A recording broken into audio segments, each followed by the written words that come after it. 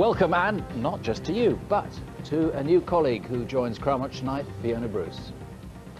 Since Jill's death, we've all been determined that we would take our time, that instead of trying to find someone who could fill Jill's shoes, which is impossible, we look for someone who could be themselves on Crimewatch, and here she is, Fiona. Thanks, Nick. I'm very aware that I'm following on from someone who has a special place in this programme and who made a tremendous contribution to fighting crime. I'm certainly going to do my best. It's a great programme, and what makes it work is you, the fact that you care enough to try to help. Tonight, with new evidence, you might be able to unravel the oldest murder Crimewatch has ever tackled. It happened 22 years ago. In fact, we start with a case that goes back almost 10 years, and it's one of the largest police inquiries of its sort running now, Operation Eagle. For nearly a decade, Bath has suffered a series of attacks on women, usually women who were just getting into or out of a car and were then abducted and raped. At least 11 attacks, maybe more, seem to be linked, and tonight we hope that you'll spot some small detail that will identify the culprit.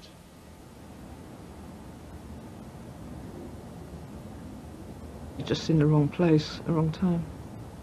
The fact that he held something at my throat was enough for me to do as I was told. I was too concerned that he would cut my throat. Help was down the end of the garden, but I couldn't get to it, and they didn't know what was going on. The first attack we know about was southwest of the city centre, quite separate from the rapes that happened later. This is 9 years ago, off a street in Southdown. I work a night shift. I'd left work early because I was feeling ill, and I was just parking the car in the garage to go down my back garden path home. I just thought it was some sort of wild practical joke, first of all. Then in my naivety, I thought he was trying to mug me, take my checkbook and money and what have you, and then I realised that wasn't what he was after. He threw me down on the ground by the garage and started to rip my clothes, and then he heard the noise, which still, to this day, I think it was a cat. And then he decided to bundle me in the car and drive off. It seems an odd place to launch a sex attack, 2 a.m. on a deserted track at the back of houses. Maybe the man was a burglar and this was opportunist. Either way, he knew the area well. He drove his victim a short way out into the country to Coombe Hay Lane at the start of the Cotswold Way. This was the start of a pattern, ambushing women, driving them in their own cars, ripping the crotch of their tights, raping them, then getting them dressed and driving them home. 5 months later, the second known attack. Come this way quickly. Be quiet. This time, he was closer to the city centre, and in this case he ambushed a pedestrian. But again, there was his fetish with tights. When he found his victim wasn't wearing them, he produced a pair himself. Put these on. Be careful, don't rip them. His need was for him to rip the tights himself. Then nothing for 3 years. Was he in prison? Did he attack other victims who didn't go to the police? Start the car. Start the car! Late in 1994, he ambushed a woman as she parked her car in Bathwick, not far from the last known attack. He drove her in her car close to the university into the grounds of the American Museum. As with the first known attack, he took the woman home. Stay in the car for 5 minutes and don't call the police or I'll burn your house down. Does he come back to retrieve his own car? Or how else does he get home? Then another gap, almost 2 years. I won't hurt you. I haven't hurt you so far, have I? This time he's in Bristol, quite close to Bath, and he's ambushed a driver at 3 a.m. What was he doing in Kingswood? Visiting to burgle, visiting friends, or was he staying here? He drove his victim's car straight to Mangotsfield and Carson's Copse. He seemed to know the way, but not the way back. I'm going to lift your blindfold now. I want you to tell me where we are. Tell me how to get back to your house. And don't look at me. Here in Bristol is the only time the man gets lost. And he left behind another clue. The blindfold, a pink elasticated headband. Had he borrowed it, and perhaps the tights, from you? A month later, and back in Bath, not far from the previous ambushes, it's an area where commuters leave their cars. And from now on, his attacks are in early evening. But this time, his intended victim locked the door. He made off, but half an hour later... Let me have your money. Have you got a birth certificate or driving licence? He often asks for money, but each time the motive is rape. On this occasion, his victim was only 16. But he seems to be opportunist, any age, any type of woman. 3 months on and 3 more attacks, though in each case his victims got away unscathed. Then 2 years before the next offence. Again, had he been in prison, in a new relationship, or did victims not go to the police?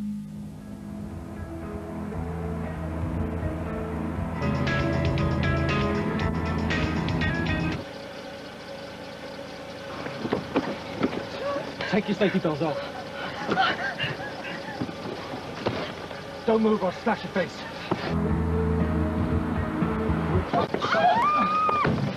The rapist ran, but left behind a clue, a sun-faded baseball cap with the logo Batman Forever. 20 minutes later, and not far away. I'd already rung to say that I was coming home because I had a mortgage advisor coming to the house. If I've got an appointment, I'm there. Not 1 minute late, I'm on time.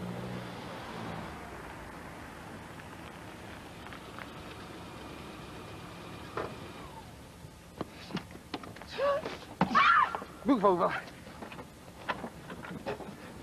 It was just a matter of seconds. There was no way that even if I'd had a mobile phone that I could have rung anybody to save myself. About once a week, my wife would pull up and then realise she'd forgotten to post the letters. She'd be there for a moment and then drive off, just like that night.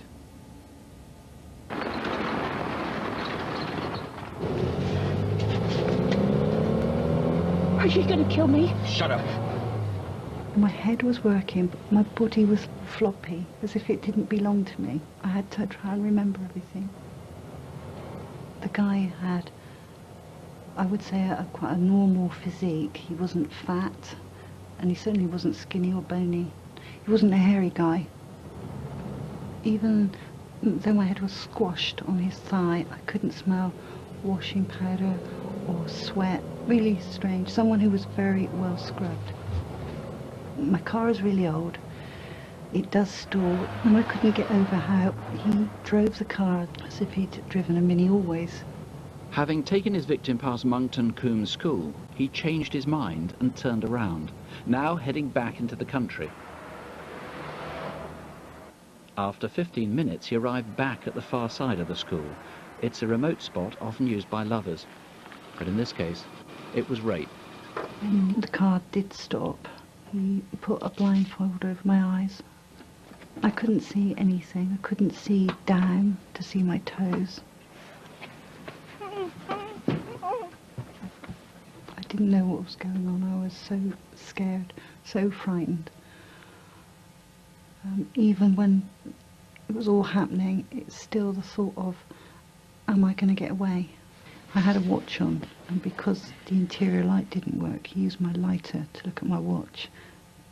I thought he was going to set fire to me because I could feel the heat, and I could hear him flicking my lighter. After the assault, he took a tiny road that even many locals barely know. Who do you know who's so familiar with Monkton Combe? As with the other attacks, the woman was taken home.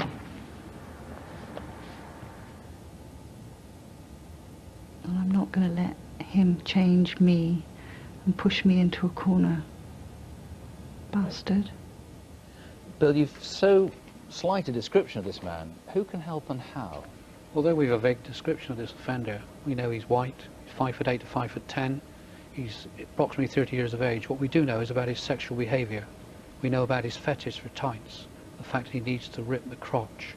What I do is appeal to his wife, girlfriend, prostitute, who's had an association with a man who's got a fetish for tights. Is this just in the Bath area, or because of the gaps in that timetable you're suggesting could be anywhere? Although this man has got an exceptionally good knowledge of Bath, I appeal to women anywhere that's had an association with men who have a fetish for tights. Please contact us. We've seen the terrific ordeal that the victims have had to go through. Please contact us. We must stop this man before he attacks again. What about other people, how can they help? Apart from this pattern, I know it's quite difficult to read this because there was such a long period. You see these huge gaps here, 92, 93, much of 94, gap in 95 again, and then here in 98. What's going on? How can other people help? There's a possibility that he has attacked other women. If there's any of the viewers watching that feel that they may have been a victim, please contact us. You may hold vital information which may lead to the arrest of this man. I suspect that the trouble is that if other women have been attacked, they've wanted to put this behind them. It's going to be very hard for them to call in now. They won't want to. Indeed, but it's very important. We must catch this man before he strikes again. We have special counsellors available for them to talk to. What they tell us will be dealt with in the strictest confidence. If a woman calls now and says, look, I think I was attacked by this man, or just frightened off by this man, or actually raped by them, will her partner get to hear about it? Will friends? I mean, will this get out to the public? No, we will be treating what they tell us in the utmost confidence. I can assure them, if they phone in now, phone the incident room, ask to speak to a rape counsellor. Now, what about a neighbour, a brother, an uncle, a mum, sister, somebody else who thinks, well, maybe, you know, somebody I know could do this? What piece of jigsaw could they put together? We know this man carries a rape kit. A rape kit? A rape kit. We know he carries a knife, balaclava, baseball cap, headband. This sort of stuff? Indeed, Yeah. yes. And also tights. What I am appealing to is the man's father, mother, brother, sister. Someone that knows someone who carries these items. Contact us. We can eliminate anyone from this inquiry if they're not connected. But it's vital we catch this man. We really do need that call. Well, there you have it. Please call with any information you can about a man from Bath who's been around for at least 10 years, has a fetish about tights. He's out late at night, remember in Kingswood in 1996, there most of it's around Bath. Maybe a burglar at some stage. I don't know, any suspicions, they really can be easily checked out. And please, as Bill says, don't assume somebody else will call with the right name. Our studio is 0500 600 600, or you can try the incident room direct. That's also a free phone number, 0800 169 1926. 0800 169 1926. If you've been a victim, please call us of this crime. If you've been a victim of any crime and you want to talk to someone who could just help you, there are volunteers now at Victim Support Line, and there'll be people there till 2 a.m. The number is 0845 30 30 900. Jeremy. When I was growing up, people pulled back the net curtains. Nowadays, we have closed-circuit cameras instead. Now, here's a really cracking example. It's a robbery in the Alliance and Leicester Building Society in Southport on Merseyside 3 weeks ago. Now, these two, they're not the brightest pair. They haven't even noticed the camera, leaving us with some very good pictures. Now, I'm confident that someone will recognise them, and there's a big reward. The incident room is on 0151 777 3466. That's Liverpool, 777 3466. Two more cowardly robbers who happened to meet two of the gutsiest shopkeepers. This is an off-licence in East London about a year ago. Now the man on the right with the knife threatens the shop owner at the till, who trips the alarm and throws chili powder at his attackers. It gets too hot for the intruders in many ways, who take fright. The woman then gives chase.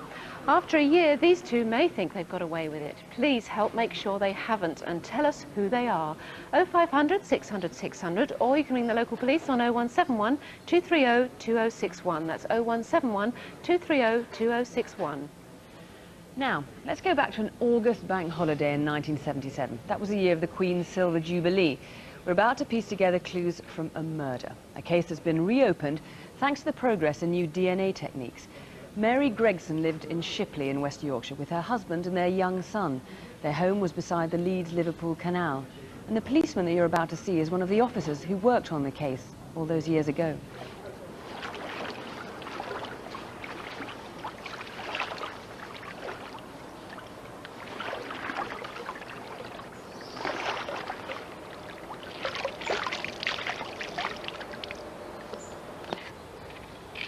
Mary was my sister, my best friend. She took me to school for the first time, cried buckets when she had to leave me. We were very close. There's not been a day gone by in 22 years that I've not thought about Mary in happier times, but what caused her death, it doesn't go, it never goes.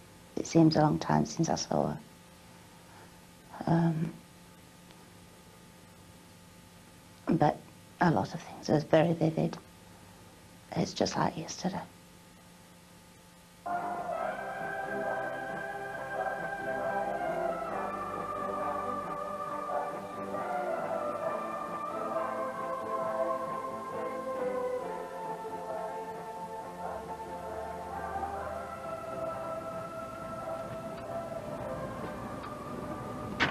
car then. See you at 7:30ish. Be good. I will. Bye. With being locals, we never thought about the canal bank being lonely and dangerous place. It was a regular walk through childhood into adulthood.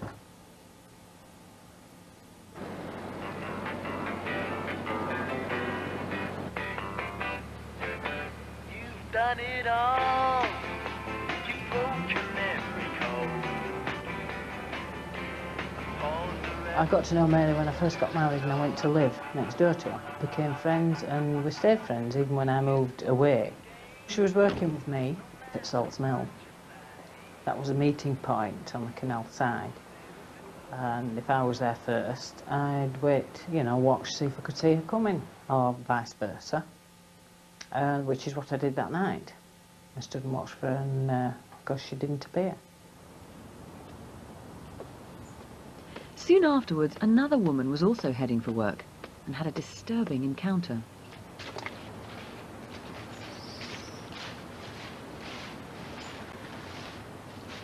What's happened to that girl?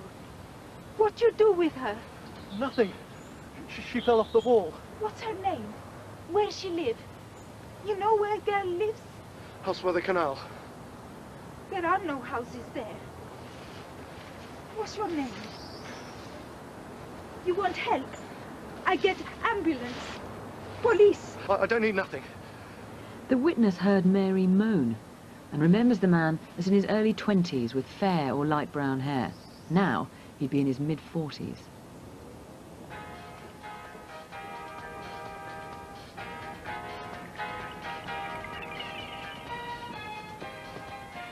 By tragic irony, Mary's husband was cycling home along the towpath just out of sight of his wife and her attacker.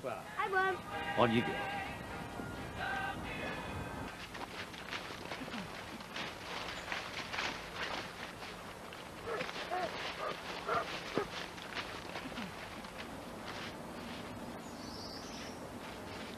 He was about, I should think about 5'9", 5'10". He had a long, finished face.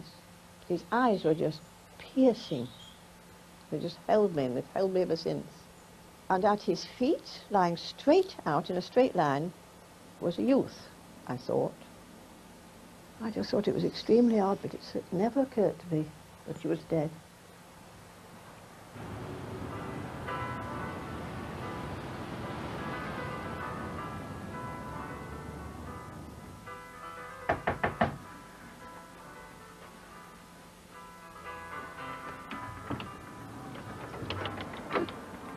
Susan? Sorry to bother you, Bill, but I was wondering if Mary was okay. Okay, but what do you mean? What's happened? She's with you, isn't she? She never showed up for work, Bill. I just assumed she was feeling poorly. I waited for her at bridge, but there were no sign. That night was horrendous. I never want to live another night like that. I didn't sleep. We just waited. I just sat in a chair in my bay window at home and waited and watched. The following morning, my husband had gone back out to resume searching, and he came back with a police officer. He'd witnessed my sister being brought out of the river.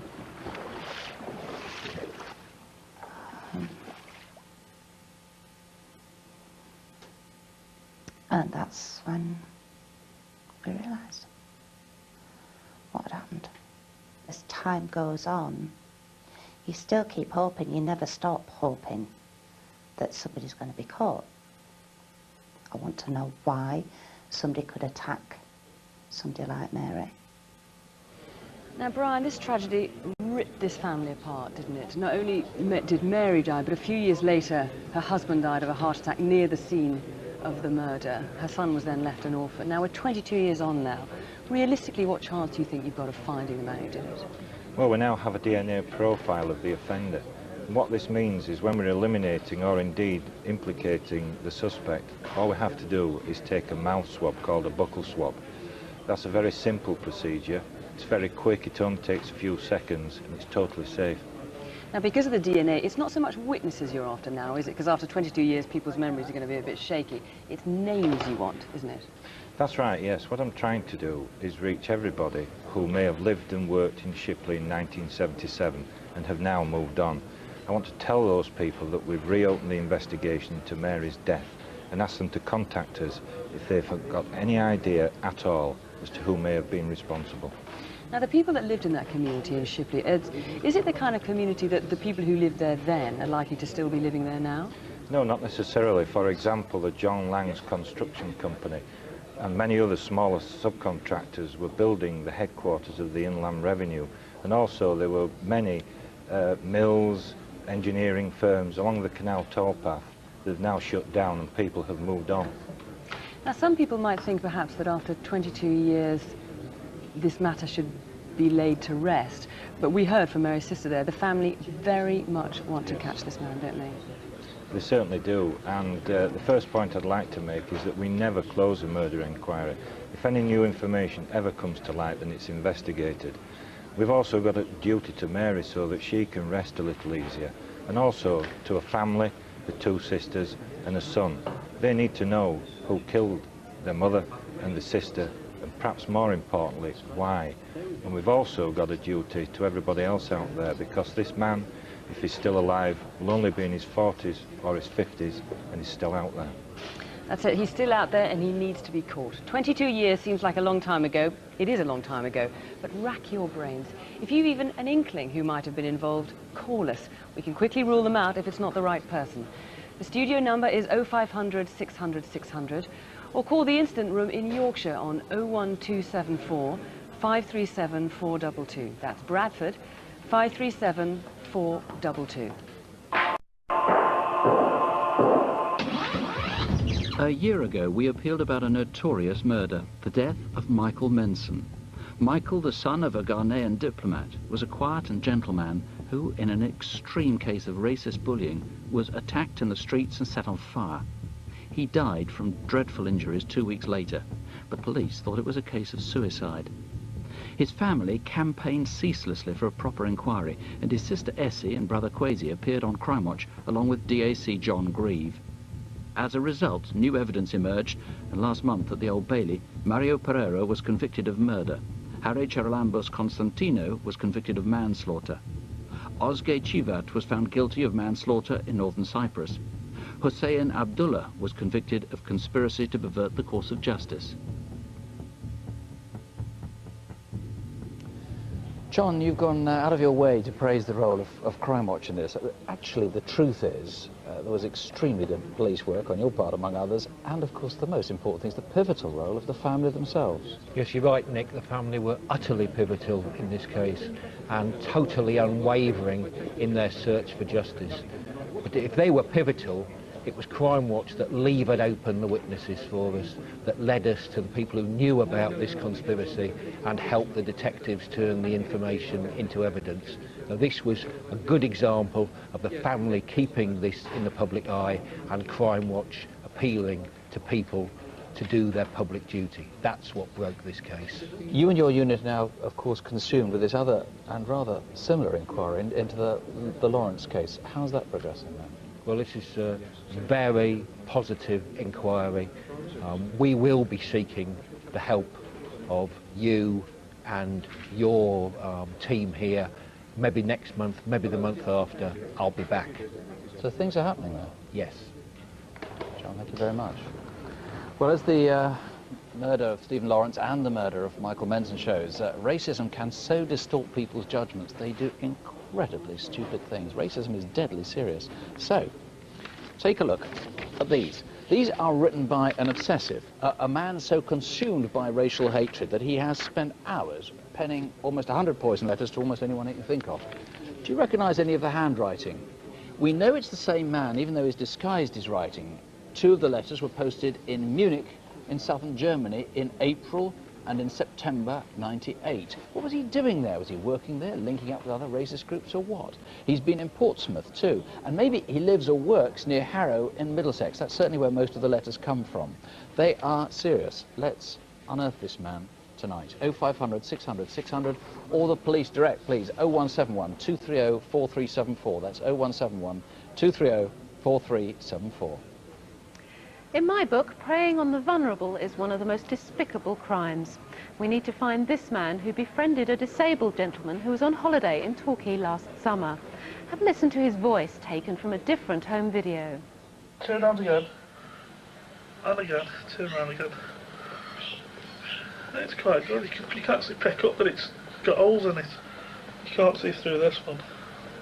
He returned home with the party to Ramsgate and whilst pretending to care for one of them, stole his car and all his savings. Now he uses the names Mark Watson, Wilshire or Reynolds, but where is he tonight? The incident room is on 01843 222 148. That's Thanet 222 148. This young woman tried to use 2 stolen credit cards in Tesco's in Wembley. Fortunately, she was rumbled but got away, and someone drove her off in a white saloon car with false number plates. Now that may mean that she's part of an organised gang, so who is she? If you know her, then please let us know. 0500 600 600 or 0181 733 3744. That's 0181 733 3744. Gurmeet Singh Basra, known as Joe, a local shopkeeper in Auchinloch near Glasgow. He was the sort of man we'd all like to have running our local corner shop. For pensioners who couldn't get out, he'd deliver their groceries personally, and he'd never let anyone go hungry if they couldn't pay the bill.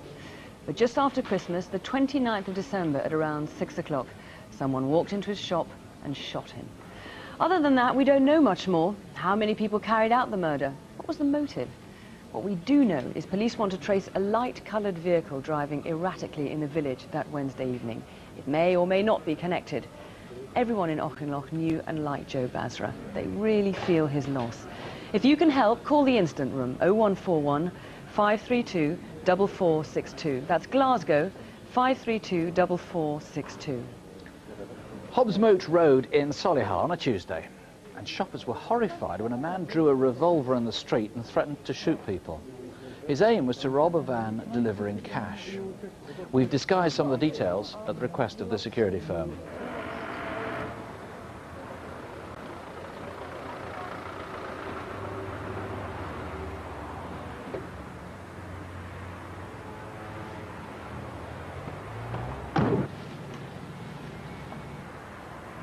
I'd just come back from Solihull on my push bike when I stopped at the laundrette to speak to my mother. Mum! Hello, love. I'm going to the supermarket. Do you want me to pick anything up for you? Yes, could you pick me up some washing powder? I've just finished it. It's heavy for me to carry. Yes, why? Move and you're dead. Drop it! Drop it! Move away!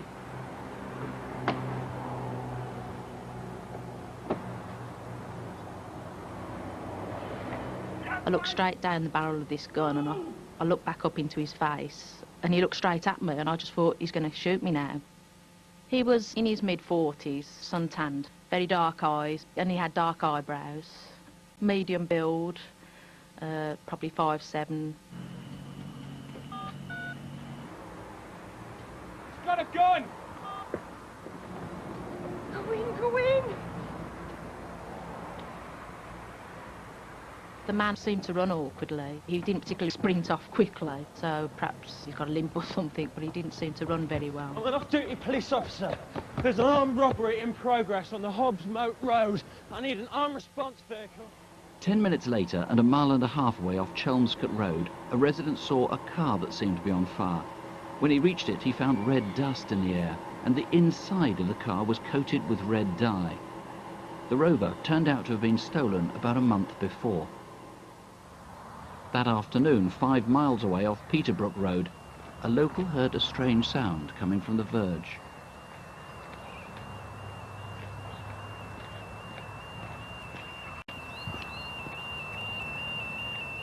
And if you want to see hot money, these notes are typical of the money that's been stolen. Inside, actually, some of the notes might be fairly clean, but many of them will be like that, and most of them will at least have this red stain around the edges. And if anybody offers you cash like this, please let somebody know, the bank or the police or whatever. The gunman himself may have been drenched in this red dye, and certainly a second getaway car would have been badly stained on the inside. The pigment, I promise you, is very hard to remove. It smells horrible, but it really is very, very hard to get rid of this. The guy himself is in his 40s. He seemed very suntanned. He's shorter than average, and he had a local accent. Now, if you've any idea who he is, there's a sizable reward on this one. And the way that you can help, maybe, is if you saw that stolen car before the robbery. It was a red Rover 200, and it would have been parked up near Hobbs Moat Road for some time because the cash van was over an hour late. 0500 600 600 here to the studio, or the instant room on 0121 712 6010. That's Birmingham, 712 6010. In July last year, a woman in Islington, North London, was given a video camera for her birthday. A nice present, and that night she practiced with it. Now, it just so happened that 3 men in the street below her were at that moment breaking into a BMW. Someone's pride and joy was systematically stripped out. Now, the whole community is suffering from a rash of these crimes. Please help to stop them and name these 3. 0171 421 0397. That's 0171 421 0397. Now, 2 men we really do need to catch. They've got 3 robberies to their names, and possibly even worse. Here we see them on Christmas Eve robbing a garage in Plaistow, East London. And then 2 weeks later, and they do 2 robberies in the same night. They've gone into this minicab office in Stratford and are taken to a housing estate near Elmer Road, where they pulled a knife and they've stolen the cabbie's takings. Not more than an hour later, and they turn up at a garage not far away. And notice the man at the back has changed his top, so maybe he's been home. Now, he goes to hold the door open while the shorter, tubby one snatches the money from the till. And then, a fortnight ago, this man, Sukhdev Gill, was tragically murdered. 2 young men went into his convenience store in Stratford. Perhaps they planned to rob it, I don't know, but at any rate, they had a knife. And after a struggle, Mr. Gill was stabbed to death. Now, we don't have pictures from this scene, but these 2 men do fit the description. And whether or not they are Mr. Gill's killers, we need to find them. 0500 600 600. Or the incident room on 0171 275 4377. That's 0171 275 4377. What we also hope to do tonight is to find out who murdered Michael Wheatley. We want to hear from anyone who saw him on a Saturday night back in October in East and Central London, or anyone who heard rumours about what happened to him. Michael was robbed while he walked home and was beaten and tied up. His abductors stole his cash cards and they threw him helpless, still tied up, into the canal at Limehouse Basin. Later, his car was stolen and his house was burgled. Peter, who exactly are you appealing to? I'm appealing to anybody who saw or was with Michael between 4:30 p.m. on Saturday the 23rd of October last year and 3:20 a.m. the following morning. Now, Michael was gay and he may have been visiting gay pubs or clubs in either East or Central London. And just to jog people's memories, this was the weekend when the clocks went back.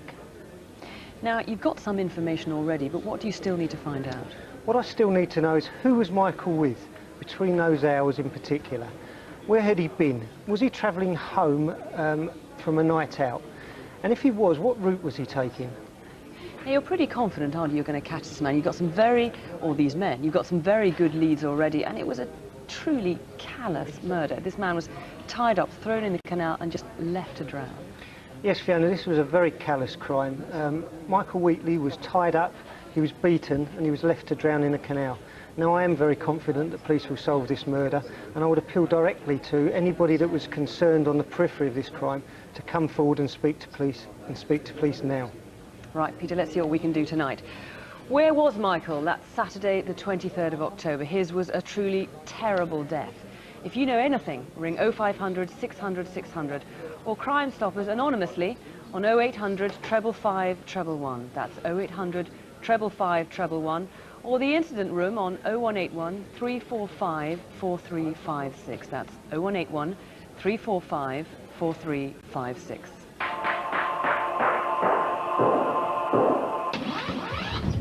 In October, we appealed on a murder hunt for the whereabouts of Raymond Price. After seeing himself on Crimewatch, he gave himself up and was eliminated from the investigation. But separately, he's been jailed for 14 counts of deception, with 161 other offences taken into consideration. 16-month-old Daniel Grimshaw has still not been found, despite 6 men being charged with kidnap. But there's a new clue. After he was abducted, Daniel may have been taken to a hotel, and this is an appeal to hoteliers. These toiletries probably came from the place where Daniel was kept. Does your hotel use this brand?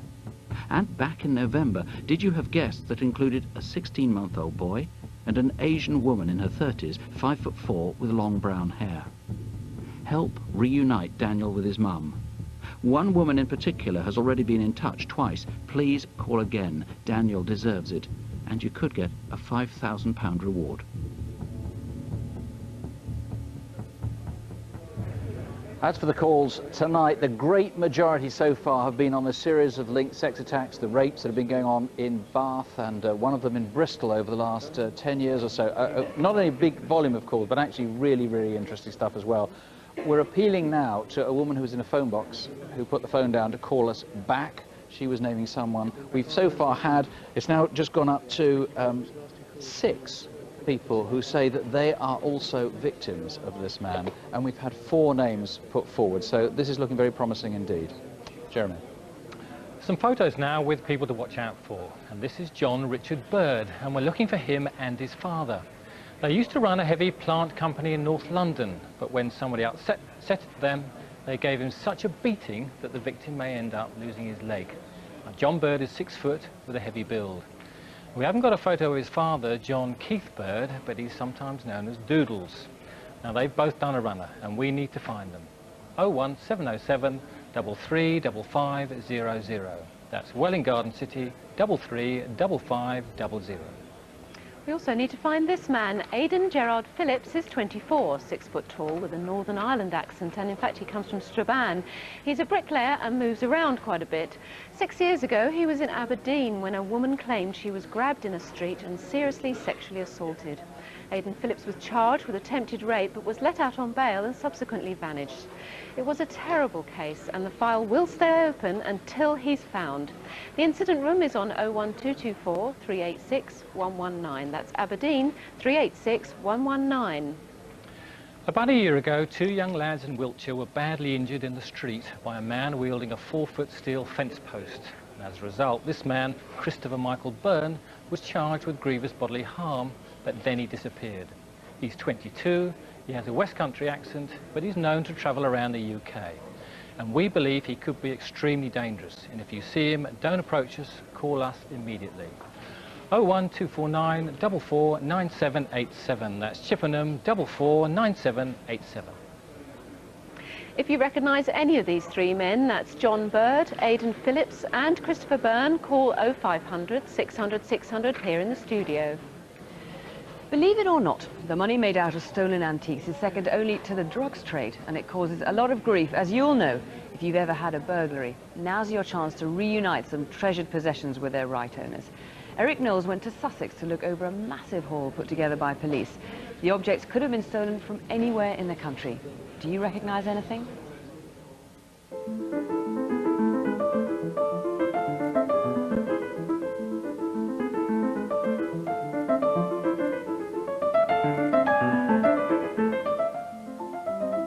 This really is like being at an antiques fair. There's a label on everything and a price on nothing. Now that's a nice little cabinet, mahogany, 1830, 1840, so maybe William IV or possibly early Victorian, and nice heavy sort of barley twist type supports there. And Mr. Punch, not looking too happy because he's gone and lost a hand, quite recently I would have thought. And possibly Staffordshire, and what I like about this one is this cheeky monkey that's hiding underneath his seat. I have promised myself something like this, but the actual silver itself is not that old, although the engraving on there is actually an 18th century feature. But these, I can tell you, ain't 18th century. Here's the rest. Lots of it. Ooh, I like that. That's a very rare and early Staffordshire figural group, and if I'm not mistaken, that's Romeo and Juliet. And that's one very nice 17th century Chinese teapot. Going to be worth in the region of £1,000. Oh, I like the leopard. He's not very old, but just beautifully, beautifully modelled. Lovely. I like that. This is a black glazed coffee pot of around about 1740 or thereabouts, and no, it's always sad the cover's been broken at some stage. Had it been in perfect condition, I would have seen that price somewhere in the region of around about £2,000. Oh, we've got a little bit more in the way of Chinese metalwork here. This is a Canton enamel jug and basin, dating from about 1840 or thereabouts. It's been through the wars, but it's nice and colourful. And also nice and colourful, and dating from about maybe 1840, 1850, this one, is a porcelain clock, floral encrusted. It's French, and it's probably by a man called Jacques Petit. And these flowers are beautifully modelled. The chances are you're not going to find that for less than £1,000 these days. And also French is a very nice work table. It's got a full gallery, it's got marquetry inlay, and although it's a little bit bleached, it's in king wood.